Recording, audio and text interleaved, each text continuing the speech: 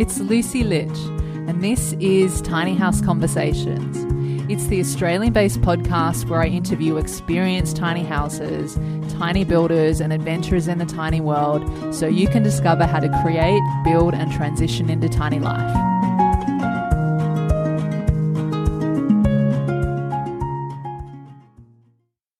Welcome back to Tiny House Conversations. Joining me on the show today is Emmet Blackwell, a strategic town planner from Western Australia and an experienced DIY tiny houser who over the years has built and lived in tiny houses in the Byron Bay Hinterland of New South Wales, as well as renting out his tiny house on Airbnb for some extra income. Today he's still small space living on his own 40-acre property in Western Australia with his wife and currently living in a donga, which, if you're not familiar, is a portable cabin of sorts, whilst working slowly on another tiny house on the side. In this episode, we talk about some of the challenges of building and living in a tiny house, how Emmett was able to easily find a parking space for his tiny home in Byron Bay, including how he got around 30 offers in 48 hours. Yes, you heard that correctly. We also talk about the eco-community experiment in Victoria that Emmett was a part of and why living in a community may not be for him. We touch on Australian Tiny House Council regulations and building codes, the composting toilet setup that Emmett used, and lots more. Now let's go chat with Emmett. Hey Emmett, welcome to Tiny House Conversations and thanks so much for being here. My pleasure.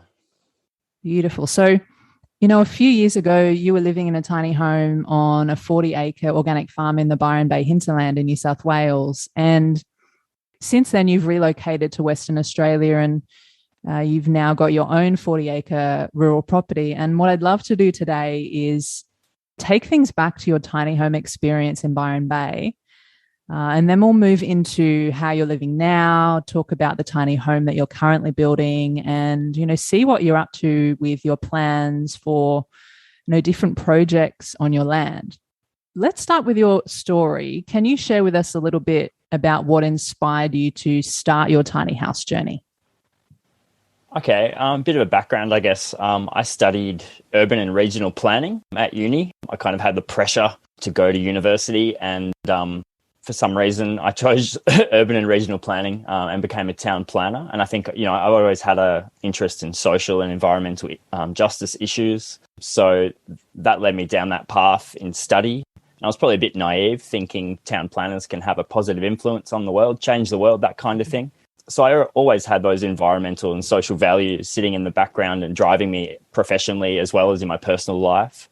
I think I became quite jaded and bitter just about, I guess, the situation of the system we're in with property and real estate and the amount of money. And I didn't want to be a wage slave. And I was kind of, I went to university, I got a job, I was ticking those boxes. All of my friends were getting married and buying houses. We're talking $500,000 houses and mortgages that last a lifetime. And I saw a picture, a book on tiny houses, maybe 10, 12 years ago now.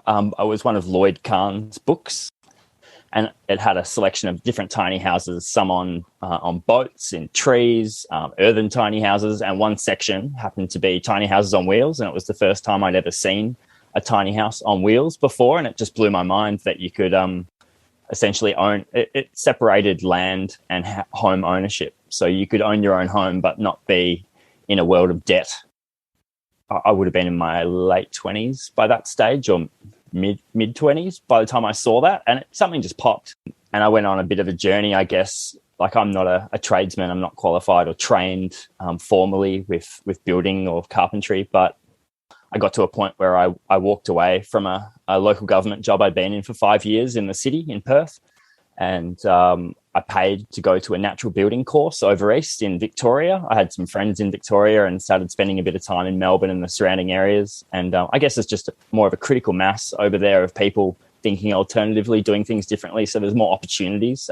Being from Perth and WA, we're the most isolated city in the world. So it was great for me to just get on the East Coast and explore some of those social networks around the natural building scene. And I think I knew, because I didn't own land at that point, that an inroad to dabbling with some building and trying to own my own home, or just some housing security and flexibility that a tiny house on wheels has come to represent, meant that I started, hang out with people who were building earth ships and cob houses and earth bag, adobe, and a lot of different natural building techniques. But I think I knew that I wanted to learn enough carpentry skills to build my own tiny house on wheels. That seemed like an achievable goal without, the mortgage and stuff like that. I did it really low cost, working on a bunch of projects for other people's tiny houses or at eco villages for free without getting paid, and that kind of flowed on from the natural building course I had paid for and then the networks that opened up. From there, I found myself living on an eco village, a bit of a social experiment in Gippsland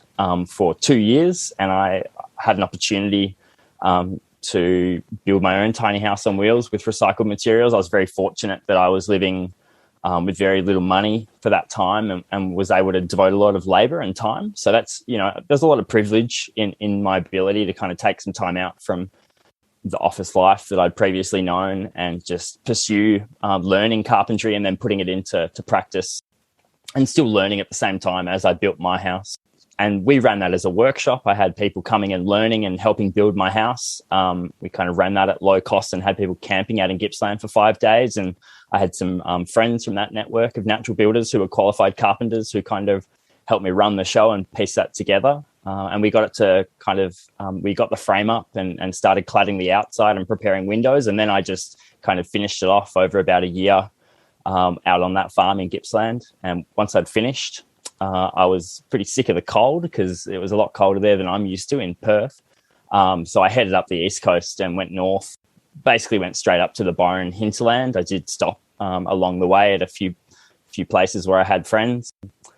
And just really enjoyed living in my tiny house. I basically finished it and then went north, ran a few workshops on the way on tiny houses in Melbourne, Sydney, and then got to Byron and just enjoyed living in it. Ran a workshop eventually in Byron and just did odd jobs, a bit of carpentry work, a bit of lots of different things. I had that flexibility to kind of just tap in and out of casual roles.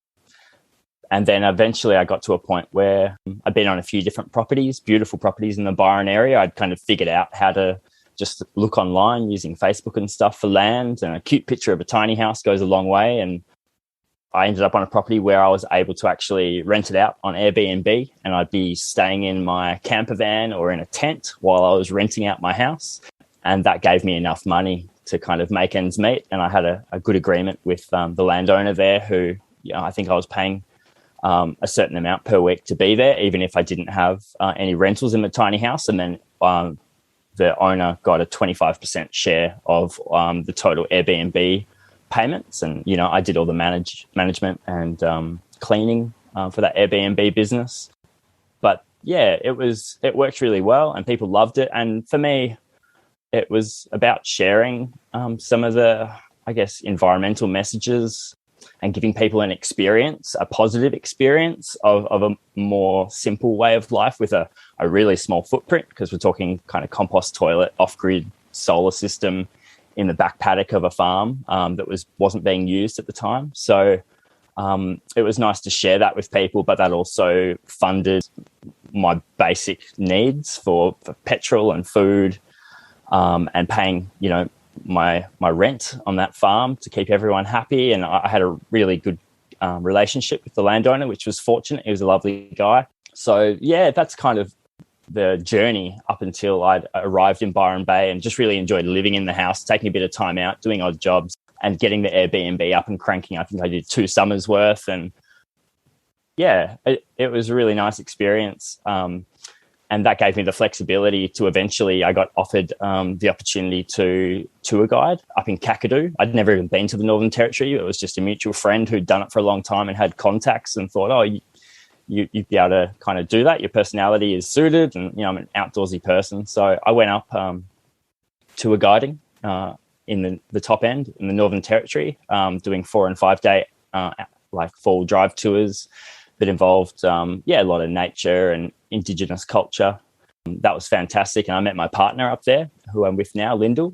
And so that, I guess, ended my time in Byron Bay. And I dipped back into town planning just to be up there because tour guiding seasonal work, and it also means I'm on the road 5 or 6 days a week. So I'd moved up there to be with my new partner, Lyndall. She was a high school teacher up there in Darwin, and that led me back into some town planning work for a while for the NT government, actually. But it was just to kind of, make it work and be up there for a while. I was fortunate to be in a safe government job in a planning department for the territory government up there, and that meant that I could actually buy a cheap bit of land. I didn't look terrible to the banks at that stage. If I'm sure if I applied for a mortgage while renting my Airbnb tiny house, it wouldn't have gone too well. But Lyndall and I were fortunate to be in a position that we were able to grab a 40-acre property. We bought it really quickly because properties were starting to fly off the shelf, especially in regional areas close to the coast. And it's quite an isolated area. There's not a whole lot going on apart from national parks and four-wheel drive tracks and beaches, but that's why we're there. We really love it.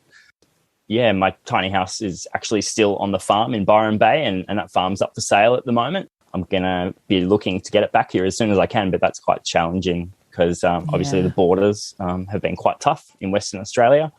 Yeah. So, we'll see what happens in terms of timing of getting that tiny house over here. But in the meantime, over the last few years, I've slowly been chipping away on another tiny house, but that's been hard to get much traction because I'm now working, back a full-time kind of government planning job, it's really good. And there's opportunities where I can plant seeds and do positive things in terms of tiny houses and environmental change. But it means my time's taken up with just the 9 till 5 at the moment. So that's what I'll be doing for a while. And hopefully that's, do a stint for a number of years and then get back into more building tiny houses and probably doing some ecotourism stuff down here to give people, valuable experiences in tiny house living and environmental consciousness. And that's kind of where we want to take things back to. I guess I tested the waters with the one tiny house in Byron, and now we've got our own property. We can kind of scale things up a little bit, and got a few things planned and on the boil, but it's just going to take it's the long game, I guess. It might take us a few years to get all of that stuff set up. Yeah. Amazing. Wow. You've had such an interesting journey. And I loved hearing all of that. And there's so many directions I'd love to go. But I'd first love to just know, you mentioned how you were living in that eco-community experiment down in Victoria. And I actually watched that documentary, this Simpler Way, I think it's called. Is that right? That's right. Documented that. Yeah. And I would just love to know from you, because that's something that I feel at some point in the future would love to work towards. And I know that a lot of other people, especially with everything that's going on now in the world, having that kind of interest of going tiny or moving on to land, but also being able to be around, other like-minded people. So what was that experience like for you living amongst community, especially maybe with some people that you didn't know initially? Well, I didn't know anyone initially who was living on that project. So I kind of rocked up cold and got to know people. There were some links in my network through natural building in Victoria to that group of people, but everyone was fresh and that was a really unique, I guess, social experiment, because we're essentially living in an eco-village and building different forms of tiny homes and living quite simply. But we hadn't bought in, we hadn't, paid money to buy a share on an eco-village. It was known that this was probably only a 12-month project and it ended up kind of blowing out to about 2 years. But some people left before the 12 months were up and others stayed. I think I was one of the longest people there, and the tiny house project I was working on kind of kept me busy and kept me there. It was a fantastic experience, really profound, really intense. There were some people that I'm really great friends with now and have made lifelong connections, and there's other people I probably didn't get along with as well. And I think it's representative of all kind of human relations or communities. It was certainly a boiling pot of passionate people, and I'm really proud that I took part in that project. I think I learned a lot about community and communication, and I guess I've established where I think my boundaries are in terms of wanting independence or privacy, time alone versus time in community. And I think there's value in both, and everyone's balance is different. And I think it's a really tricky thing to make work. You know, most intentional communities, even if it's with your friends or your family, most of them don't last. It's really hard to balance that social dynamic. Everyone's got different expectations. People go through phases in their lives. They go through illness, mental illness, and navigating all of that as a community is difficult. So for me personally, I don't know if community life is for me. I did have a 3-month stint on another intentional community, which was permanent, where people had bought in, and that was on the East Coast between Sydney and Byron. And that was also fascinating. I kind of stuck around for 3 months, I think it was, and actually went to some of the community meetings and got a taste of what living in an intentional community more permanently might be like, and some of the social dynamics and history of that particular community. And that was really fascinating. And I enjoyed my time there. But, you know, I experienced conflict and complex histories, and people come and go, even just in the 3 months that I was there. Again, I made some really amazing connections and probably lifelong friendships. And it's nice to be able to go back to a place like that.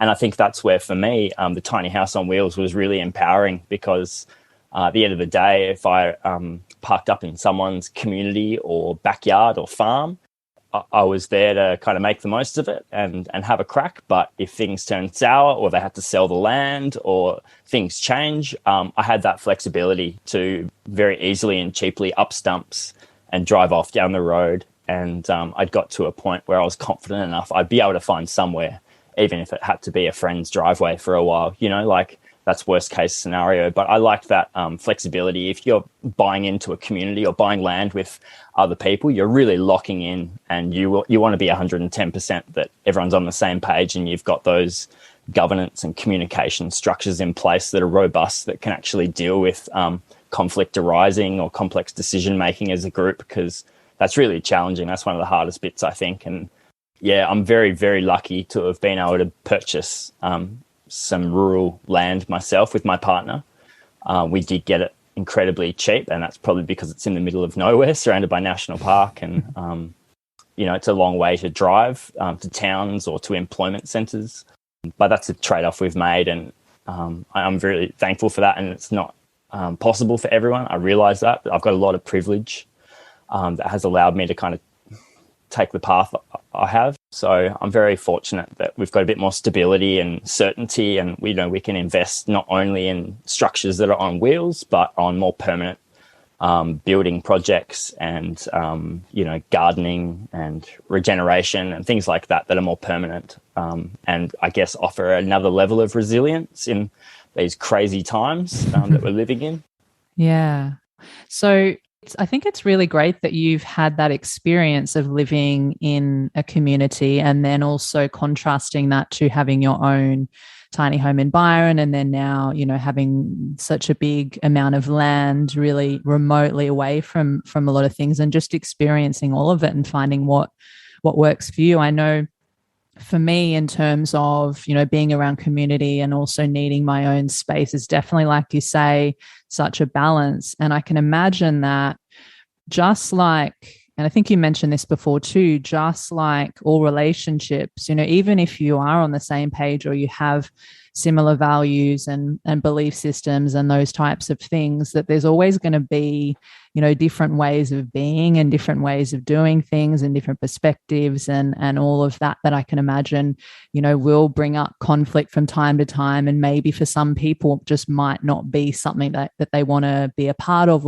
or to deal with on a regular basis. So I think that's really interesting. And I did remember when I was watching the documentary, that was something that came up about the challenges of being in community. So I think that, yeah, I think it's got its, you know, there's both sides of the story, isn't there? And it depends on really how you want to live and what you want to do and all of that. So yeah, it's really cool to hear that. And I would also just love to know, just with your taking it back to your Byron Bay tiny home for a minute, what was the size of that home? It was 4.2 meters long, and I think probably 2.3 meters wide on the floor. and I think 2.5 at its maximum width, which is kind of the legal restriction in Australia. I didn't have a loft. I didn't have a bathroom inside the house. I set up a separate bathhouse and compost toilet.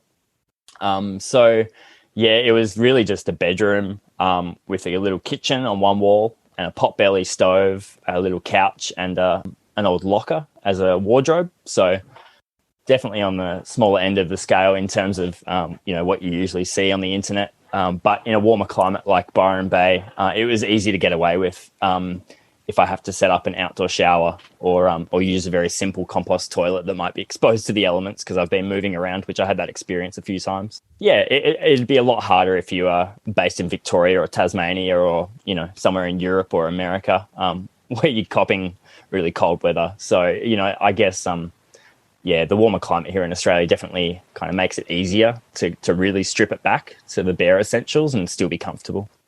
Yeah, because I guess it's very much, I see this very commonly with a lot of tiny houses is, you have a lot of people have a deck and then they build things around. And so you kind of bring the outside in and you're kind of almost forced to be outside more and be in nature more and that kind of thing. So, 4 meters, it's a smaller one, but I feel like for myself, I could probably make it work. It might not be for everyone, but I can see how it would also serve a purpose at a time.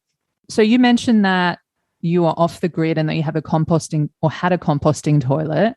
What kind of setup did you have? How did you, so I know there's different ways to do things, like there's different actual composting toilets and then people do like a bucket system type deal, or what did you do? So when I first built the house and headed north to the Byron area, I started really simple with a 20-litre fisherman's bucket, which is like what they talk about, I think, in the Human Manure Handbook, which is a great resource. I saw you shared that recently and that you've got a copy. Yes. So, yeah, that was where I started, just because it's really easy and simple, and it was just me. And I could responsibly find a place that's on high ground, not near the water table, and dig a hole, and it just composts. It just turns into soil. And I was very respectful and mindful about the environment and whoever was the landowner of the place I was at, and communicating how that was managed. And I've done, quite a bit of research about how compost toilets function. And I think it's a great thing to kind of get your head around. It's really just the same as a compost pile in your garden with manure and different things being mixed. So, yeah, that was where it started. But then once I got to the final property in the northern New South Wales, Byron Hinterland, where I set up the Airbnb, I built a more substantial compost toilet, which mimicked what I'd seen working down in Victoria and commonly used with a lot of the natural building sites and communities that I visited. So it was using a big rubbish bin, like a Sulo bin, the ones that you put out in your curb.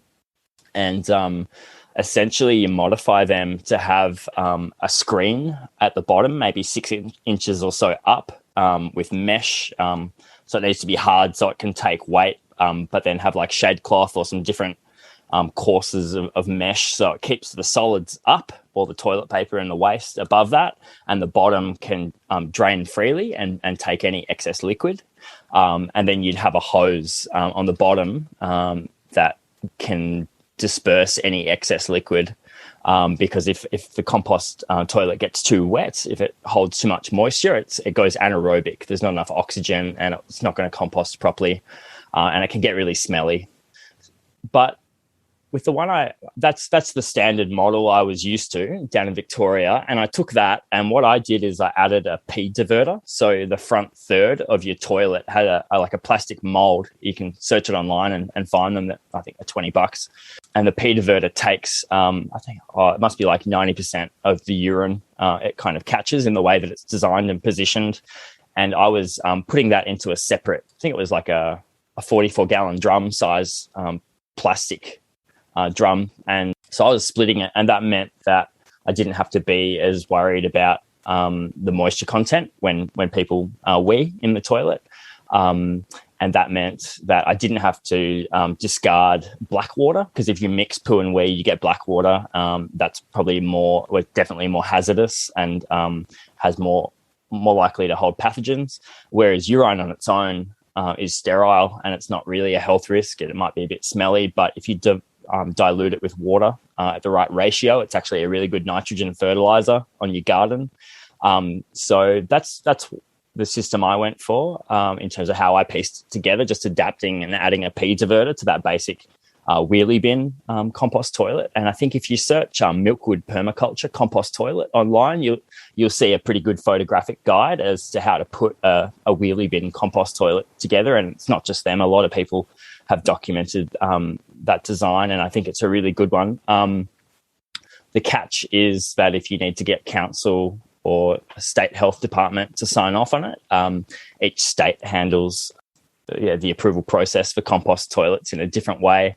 But I know that some of them are definitely not accepting of a homemade version of that wheelie bin. I know that there are commercial compost toilet systems that you can buy that basically mimic what I've just explained. But they're making them and getting them molded with all of those drainage functions, and the inside's obviously a bit different to your standard wheelie bin. That's already added when you buy it. And I know in WA, there's certain designs like that are on the market that are pre-approved by the health department in WA. And that means, you don't have to worry about it. So it depends on your situation. But it's the same system really that you can make at home or buy off the shelf. It's just a lot cheaper, obviously, to modify a wheelie bin yourself. So yeah, that's a bit of a breakdown in a nutshell, the compost toilet systems that I've dabbled with. And right now, unfortunately, the property we've moved on to had a small transportable building like a donga that we're living in, and that's on just a standard leach drain septic system. So we're using it for now, and it's not the best, but when time allows, I'm really looking forward to building a compost toilet here, and it'll be something very similar to what I had running in Byron Bay, probably using the Sulo bin, or if I need to tick some government boxes, probably consider getting a commercially available model. So we haven't got to the stage where we've had to make those decisions yet, but that's roughly what the system will look like that we'll put together here. I've had a really good experience in Byron. I was operating it in a way where it didn't smell, and part of it for me was because I was running it on Airbnb. It really had to function well and give people a positive experience. I wanted, a lot of my customers probably had never used a compost toilet before, and I was mindful of that, and I didn't want it to be one of those horrible experiences like when you're a kid and you go to a national park and use a long drop and it's dark and smelly and there's flies. So it was great to get something working so well, and I didn't get any bad reviews on Airbnb about my toilet, so I guess that says something. Oh, that's good. That's good. I mean, it's not for everyone, is it? But I think that, I know for me, when I have my tiny house built, I definitely want to go that option, mainly for the eco-friendly type setup.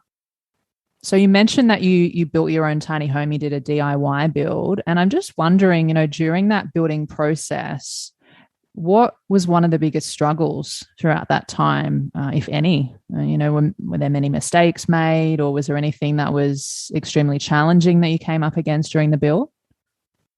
Look, it was all really challenging for me because I'd kind of cut my teeth on a few other tiny house building projects, but I was still learning. And so there was a lot of mistakes, especially because I got people to come to a workshop and learn building my house. So I kind of just had to shut up and let them make mistakes, and make sure that I went back over it and did some quality control if I knew something was a bit out, or just be aware that that's part of the deal when you go down the road of providing the build process as an educational learning experience for other people as well as yourself. I was very fortunate to be in that network of natural builders who provided really good mentorship and friendship and generosity in sharing their skills and knowledge with me. That made it a lot easier having people to go to when I get stuck. But to be honest, we're so connected to information these days with the internet. So if you really want to know how to do something and you know how to work a Google search, then, it's not too hard to watch a few YouTube videos and kind of figure it out. But you need to know where the line is, and there's certain things that need to be done properly for safety or for health reasons.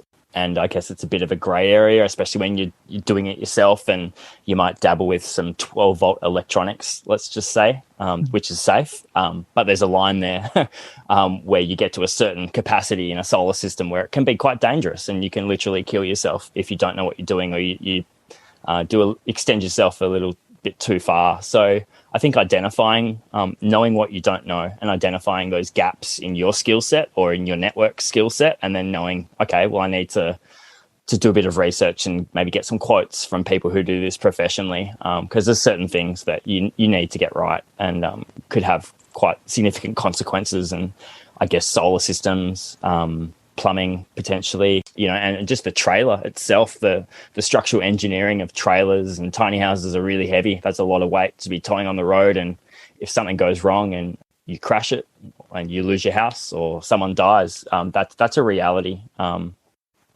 So yeah, that was probably one of the main challenges, just figuring out where that line was and what I could and couldn't do myself. And that's probably going to be different for everyone, depending on your skill set and the people you've got in your network. Yeah. So you mentioned earlier about how you found your parking space for your tiny home in Byron. Did you find that a relatively easy process? Like, did you have a lot of people come back to you when you were searching for it, or was it, did it take a long time? Was it fairly quick?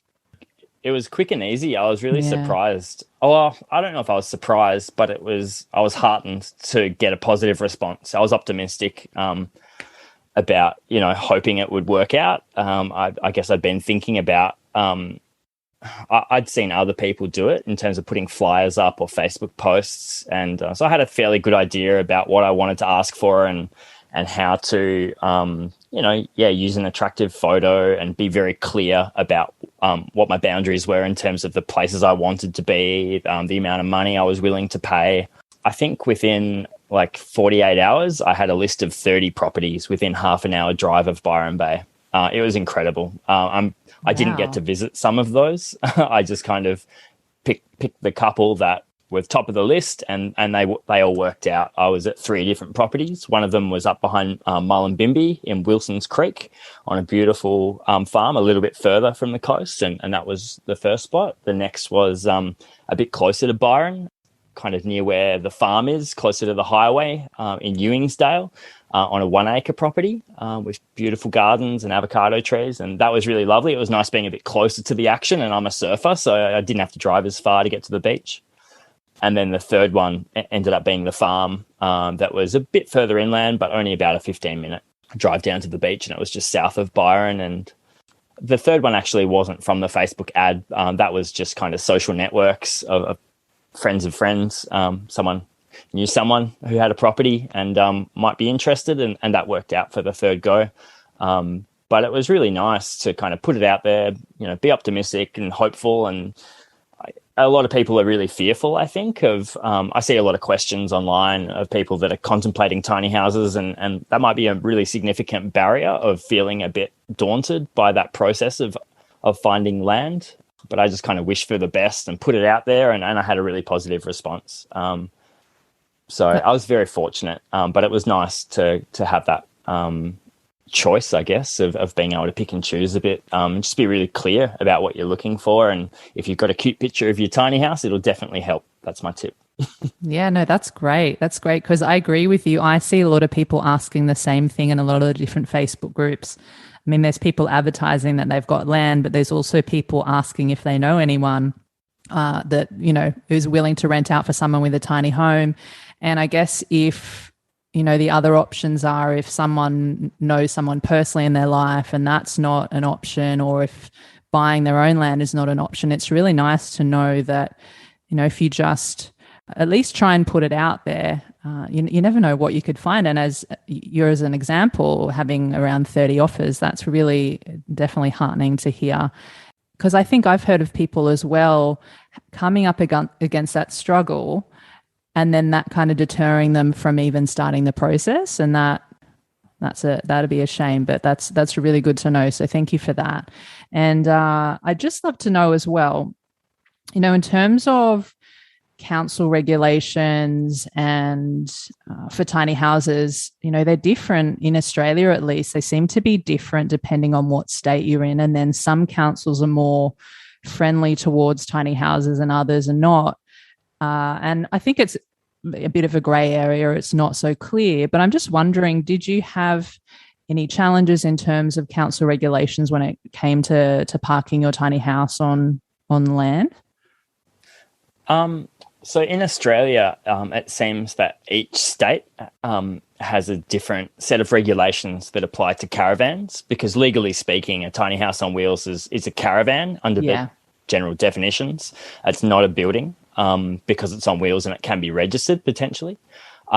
So I did my research in each of the states I was in terms of whether it was a state government framework that you had to deal with if you wanted to get approval, or whether it was delegated down to local government, because in some states they let local government make those local laws, and in other states like Western Australia we've got a set of caravan camping ground regulations and an act which are set at a state level, and the local government doesn't really have any chance to move on that. So it's not even a local government issue really. Well, they don't have an opportunity to override that state law. So to be honest with you, and I've run some tiny house workshops, and this is always something that comes up and it's good to cover. Most tiny houses in Australia at the moment that people are living in are probably flying under the radar, and they're not council approved, and they're not in accordance with the state regulations, if they're applicable in that state, in terms of caravans and camping grounds. I did a dissertation for my planning degree. Actually, it was the last kind of research paper, and I did it on tiny houses on wheels, and I did some surveys to building surveyors and planners in local governments in Western Australia, asking some questions. They all got asked the same set of questions about a tiny house on wheels scenario and how it might be approved. And I got different answers about the same legislation. So it is a grey area, and it's going to be a really challenging one, I think, to regulate well. There's not many examples out there, in Australia at least, that I'm aware of, where a local government or a state government has been proactive yet in regulating tiny house, and just acknowledging that, people are choosing to live in tiny houses as a permanent housing option. It's different to a caravan. They last longer. They're generally built to a higher quality and spec that makes them obviously heavier and more wind resistant, and not as good to transport regularly like a caravan, which prioritizes, being lightweight and more aerodynamic than a tiny house on wheels. So I think, that's where the regulations historically have come from, that they're talking about caravans being a recreational vehicle that you use once in a blue moon. But things have changed, and I think it's the economic and social situation that we find ourselves in terms of just the cost of land and cost of living. People are strained, and that's meaning people who live in tiny houses make certain sacrifices, of comfort or lifestyle to then gain extra time or to lose some of the stress that goes with the burden of big houses and big mortgages. So hopefully the regulations catch up. It's hard to be optimistic, to be honest, without any good examples out there. But for now, it seems that people choosing to live in tiny houses are in a grey area, and they're often, if the neighbours don't complain, you don't get caught. So the advice I give is, find a secluded spot, and if the neighbours can see you, take them some scones and make friends, because if they make a phone call to the council, it could be all over. But that's the reality. It's hard to talk about, and I work in planning for the government, so I've got I'm in an interesting space, but, just speaking honestly about it, this is the current situation, and it's not unique to Australia. I think in America and around the world, we're finding the same thing. These regulatory frameworks that have been developed for housing and for caravanning, running in parallel or sometimes joined. Tiny houses aren't really fitting in very well, and people are just doing it because of necessity or for whatever reason they make those decisions. So that deters a lot of people, because you might not be able to get insurance, and if your neighbour dobs on you, you might get kicked off that bit of land and have to find somewhere else. And so you've got to be okay with that risk and understand the parameters, I guess, to make an informed decision. And, if you are going to make a decision like that and live in a tiny house, you just want to be confident that you're not hurting anyone, you're not polluting the environment. It's good to do it responsibly, but in terms of regulations and approvals, that's a really tough space. And it's generally the examples out there are when someone does get caught and then the council tries to evict them, or the state government plays hardball, and then people have been, I think in Brisbane, there was an example where someone made an appeal and was successful, and they were allowed to keep living in a tiny house in a backyard. But there are different frameworks in each state, so one doesn't necessarily transfer to the other. There is a difference as well between a tiny house on wheels and if it's a fixed foundation on the land, right? So what I've researched in terms of New South Wales, at least, and I think maybe Queensland, and it could be the same elsewhere, I'm not 100% sure. Maybe you can correct me on this. If you're in a tiny house on wheels, which you said is classed as a caravan, that supposedly you can only live in it for like 150 days in a year or something like that. I don't know if it's like 3 days in a week. And there are some people that are doing that under the radar, as you said. And I don't know. I feel like in the last couple of years, especially with everything that's going on, that the tiny house movement here in Australia has grown quite a lot. And I'm seeing tiny building companies, like actual professional building companies, have like longer wait lists and those types of things too. And so I'm hopeful that, the more demand that there is for this and the more people that are looking into this option for their way of living, that hopefully there will be some more talk on this and some more clarity, and maybe we'll see what happens with that.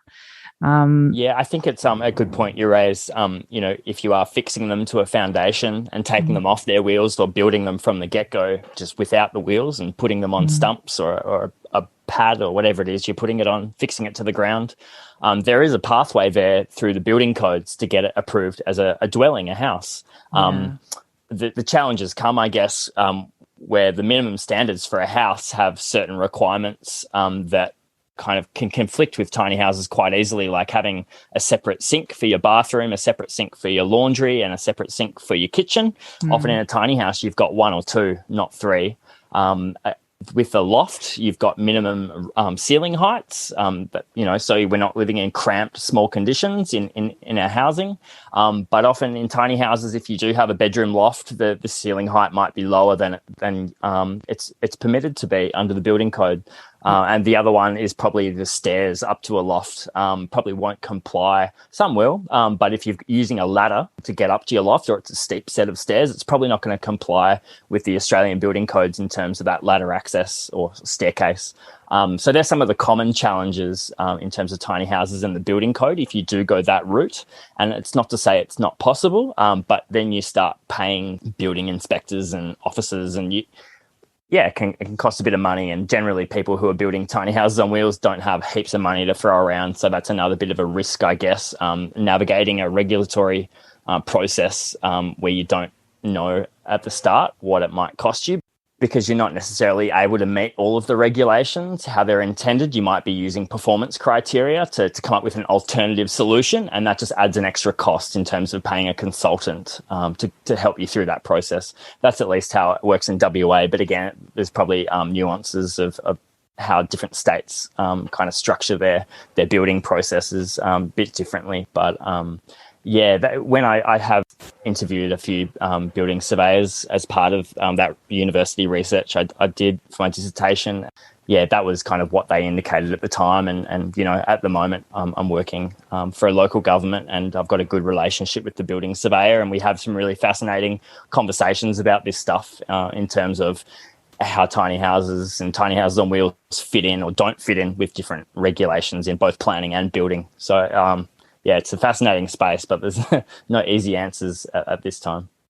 Yeah, definitely. And so something else that I thought about as you were talking was, because we're talking mostly, I think, about DIY builds, but many of the different tiny house building companies out there, at least definitely the one that I'm going to be using, so Designer Eco Tiny Homes in New South Wales, they build to the standards of a caravan in terms of weight and in terms of size. And I know that, many of the other ones out there are doing that as well. And I guess if that's an option for people, like it's obviously a more expensive option than doing it yourself.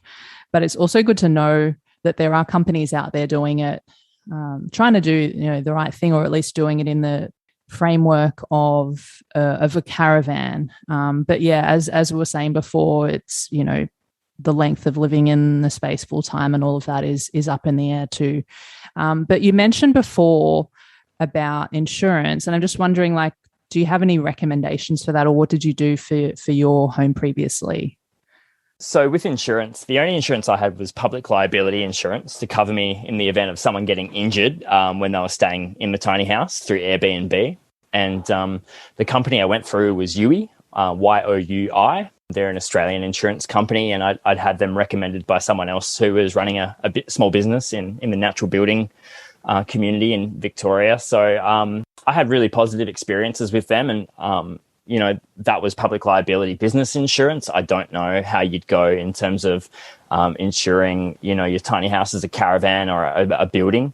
You'd have to give them a call. I guess because I built my house the DIY route at very low cost. I took a risk by not having insurance in terms of when I was transporting or living in it.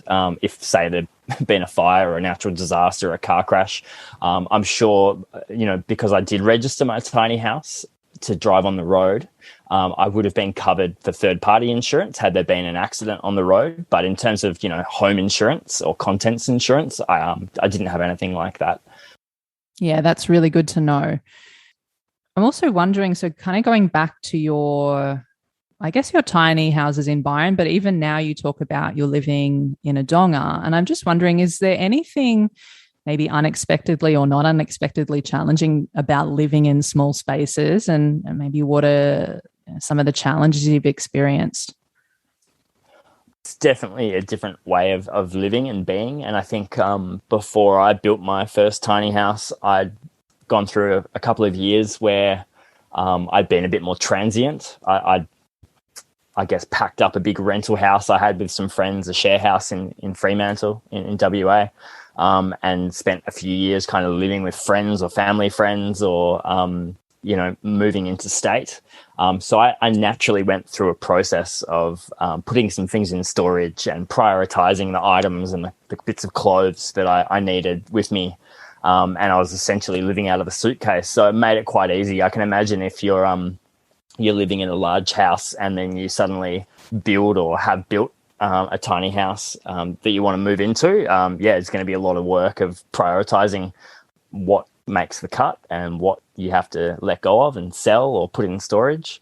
I think tiny house, big shed is a bit of a motto of mine now because, I think I'm going to keep pursuing carpentry and building.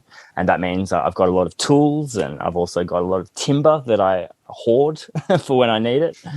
So I think just the reality of life is, it's really hard to fit everything in a tiny house on wheels, especially when it's as small as the one I built. And there are things you don't want in your house you need in the workshop or the shed. So I think the other side of that is even when you have made those decisions and you've culled your things and you've got them all in the tiny house in their place, any clutter or mess stands out because you have limited bench space or table space.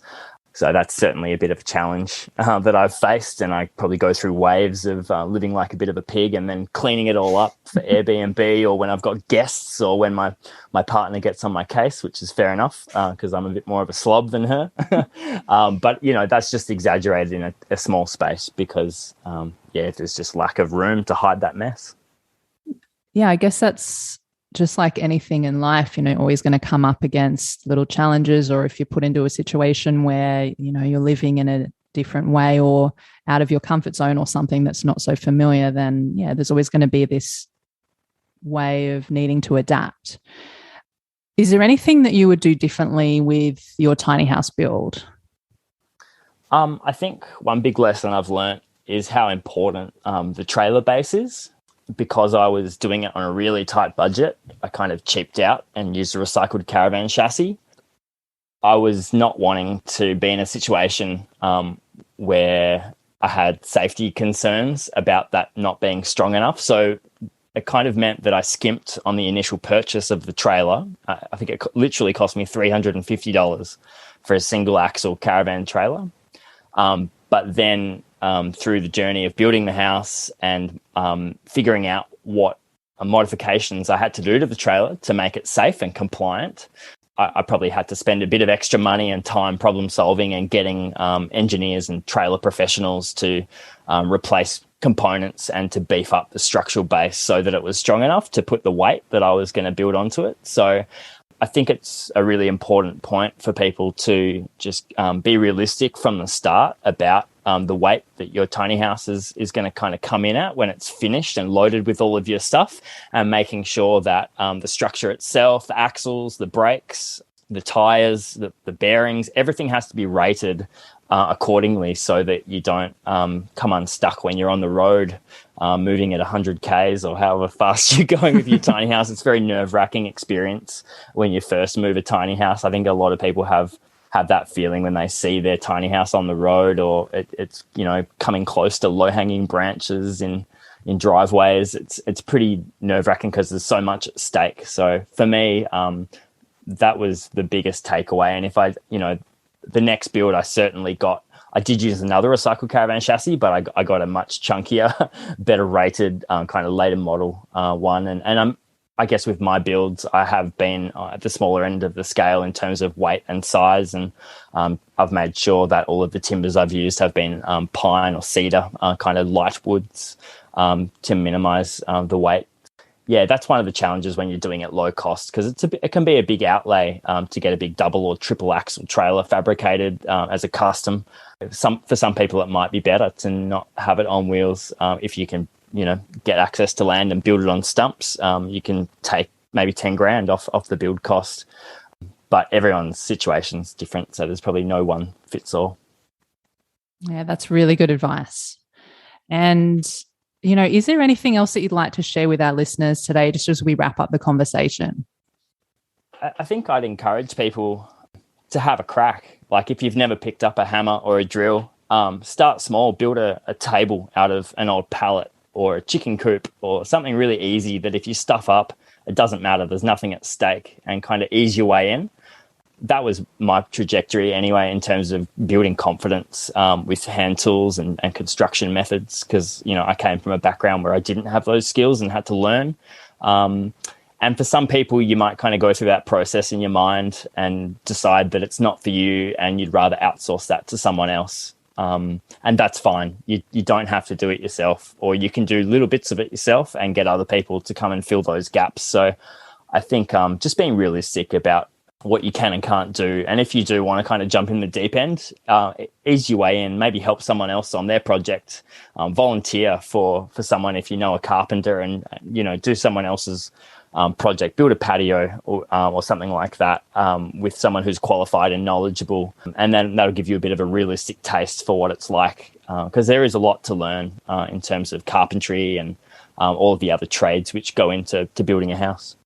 Oh, that's great. I was thinking about this probably a couple of weeks ago, because as I mentioned before, I'm going to have my tiny house built by a building company, but I also want to have a hand in, something to do with the process of my home, and thinking maybe I could start small and build a deck or a shed, as you talked about before, or something like that. And I think that's really good advice, is starting small, start where you are. And yeah, I think that's going to be really helpful for people. So, and I'll link to everything in the show notes that we've mentioned today, just so if anyone wants to check those out, they'll be available in the episode show notes on tinyhouseconversations.com. And where can people find you online, Emmett? So I've got a website set up, which is thewoodbutcherstinyhouse.com. There's not a whole lot on there at the moment. That's where I was kind of giving out information about upcoming events when I was running some workshops, and also had some information and links for my Airbnb operation. There's nothing happening in terms of that stuff at the moment, but there's some photos and some links to a couple of videos that have been, I think you mentioned that, the documentary that's on YouTube, A Simpler Way, is up there, and also a tour of my tiny house with Bryce and Russa from Living Big in a Tiny House. So yeah, that's probably the best way. And there's some links to social media as well. I've been a little inactive for a while, but I suspect it will ramp up in the next couple of years once I get my tiny house back from the East Coast and we start doing a bit more here on the property in WA. Perfect. And I'll also link to all your details in the show notes as well. And, Emmett, thanks so much for taking the time today, for sharing your stories and experiences. I think it's going to be really helpful for a lot of people. Absolute pleasure. Thanks for having me. For sure. And if you're listening to this episode, thanks for taking the time to hang out with us. Make sure you go check out Emmett online. And if you want more Tiny House conversations, I release new episodes every Thursday. So if you hit the subscribe button, you'll know exactly when the latest episode is live. I'll see you in the next session. Hey, Tiny Lifers, thanks so much for listening. And before you go, one of the best ways to support this podcast is to share the love. That way I can keep bringing you more valuable tiny house conversations to help you on your own tiny journey. So make sure you head over to Apple Podcasts or wherever you're listening to this episode and leave a 5-star rating and review. Thanks so much in advance. I appreciate you and see you in the next session.